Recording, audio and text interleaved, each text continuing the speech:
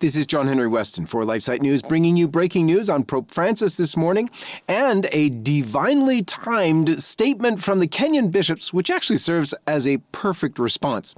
So first of all, in a new interview with the Argentine outlet Infobae, released just this morning, Pope Francis has once again said that anti-sodomy laws are a serious problem. More than that, in the interview, he seems to suggest that practicing homosexuals are able to receive Holy Communion. But that, as so often that happens with Pope Francis's statements, is really unclear. The interviewer seems to be asking him about homosexuals receiving Holy Communion. Whether that's practicing homosexuals or not is unclear, and his answers also left very unclear. For all the details on that, please go to lifesitenews.com and see our report from Rome correspondent Michael Haynes.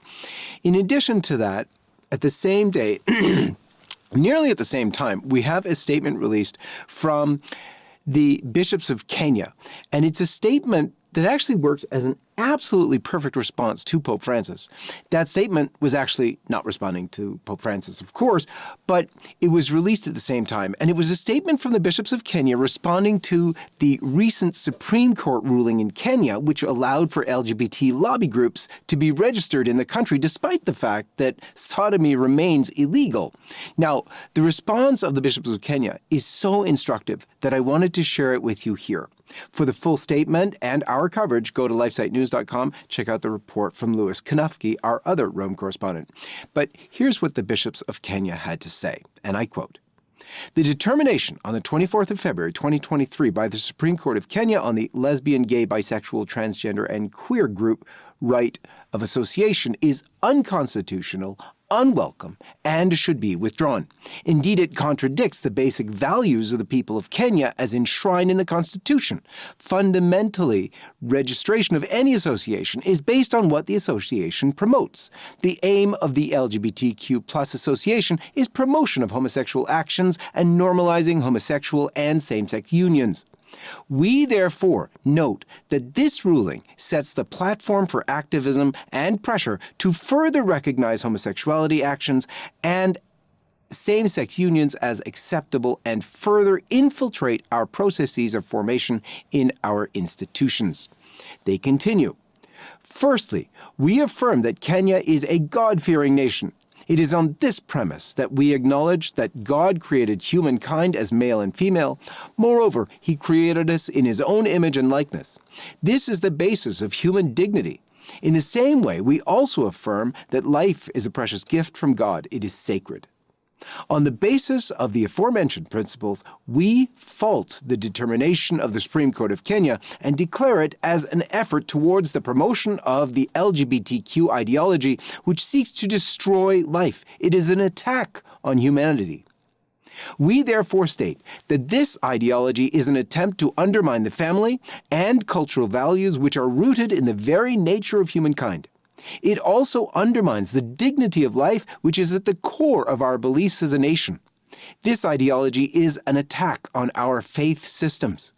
We are aware that the LGBTQ+ is an ideology that is being pushed into humanity and the society by individuals and groups that have personal interests, and therefore it cannot be said to be promoting the common good, which we all have to work for. Human sexuality affects all aspects of the human person in the unity of his body and soul. Every man and woman should acknowledge and accept his sexual identity as a gift from God.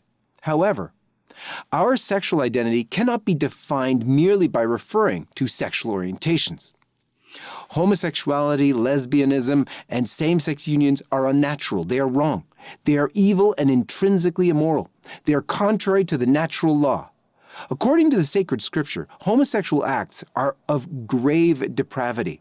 And they note there Genesis 19, 1-29, Romans 1, 24-27, 1 Corinthians 6:10, 1 Timothy 1, verse 10. They continue, homosexual acts are intrinsically disordered.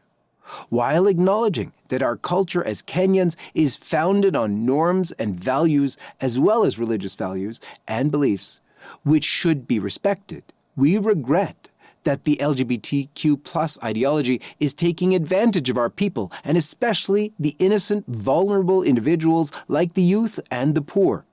Many of these individuals are being recruited into the LGBT plus group with the promise of financial benefits. We are also aware that the impact of homosexuality is grave and has far-reaching effects. With homosexuality and same-sex unions being introduced in our society, the continuity of humanity is put at risk by homosexual acts. Same-sex unions are not able to contribute in a proper way to the procreation and survival of the human race. We make reference to the Constitution of Kenya, Article 45, which clearly states that, quote, "The family is the natural and fundamental unit of society and the necessary basis of social order, and shall enjoy the recognition and protection of the state," end quote. We therefore remind the government of its constitutional responsibility and moral obligation to safeguard and protect the family against the LGBTQ plus ideology and other threats. As a nation, we have a moral obligation to safeguard the young people from such erroneous ideas about sexuality and marriage. It is for this reason that we remind all Kenyans that the Penal Code 1930 criminalizes same-sex acts as gross indecency and carnal knowledge against the order of nature. This should be upheld by our judiciary in defense of life and the family. The principles of respect and non-discrimination cannot be invoked to support legal recognition of same-sex unions. Differentiating between persons or refusing social recognition or benefits is unacceptable only when it is contrary to justice. The common good requires that laws recognize, promote, and protect marriage as the basis of the family, the primary unit of society. At this point, we reiterate what is enshrined in the Constitution, that marriage is between a man and a woman. On the basis of the above legal framework, it is more than evident that the ruling in favor of LGBTQ plus registration is tantamount to normalization of unnatural unions. It is approval of deviant behavior. It is against the will of God, who created male and female in His image and likeness. If upheld, the ruling will lead to breakdown of the moral fabric of our society, the institution of marriage and family as the future generations. Normalizing these unions will make morality subjective. Yet morality is an objective aspect of the universe. It is trying to make up your own morality and applying it to the society. Legitimization of homosexuality, and especially through decisions of the judiciary, would lead to tolerance of evil. It is true that human beings are created with freedom, but that freedom cannot be reduced to doing evil. In conclusion, we, your shepherds, caution Kenyans against the push to have the LGBTQ plus community registered in Kenya. This is a misleading and misinformed trend, and it should not be allowed. We therefore state the following. Number one, that we strengthen the family unit and marriages in our communities as image of God's love. Number two, we insist that the Supreme Court of Kenya reviews this ruling and determine that an association that seeks the promotion of illegal and immoral acts be overturned. Number three, we ask all like-minded people, institutions, and organizations to be enjoined in this appeal for review in view of overturning this ruling of the Supreme Court of Kenya. Number four, we urge all Kenyans to be vigilant to all the avenues of the ideology of LGBTQ is introduced in our schools and community. And number five, we urge all Kenyans to resist the ideological pressures that seek to destroy our families and uphold the value of Christian dignity of marriage and family. We should all seek to protect and defend our moral fabric for the common good of humanity and the society. And they conclude saying, while acknowledging the reality posed by the challenge of LGBTQ+, we strongly call for the conversion of heart of all those who are seeking to promote this ideology and all those persons who may have deviant sexual orientation in our society. Pray for them. And that concludes their statement, by the way. We need to pray for the bishops of Kenya, for the people of Kenya as they struggle with this. We need to pray for the conversion of Pope Francis and for all of the West on this very issue that is so difficult.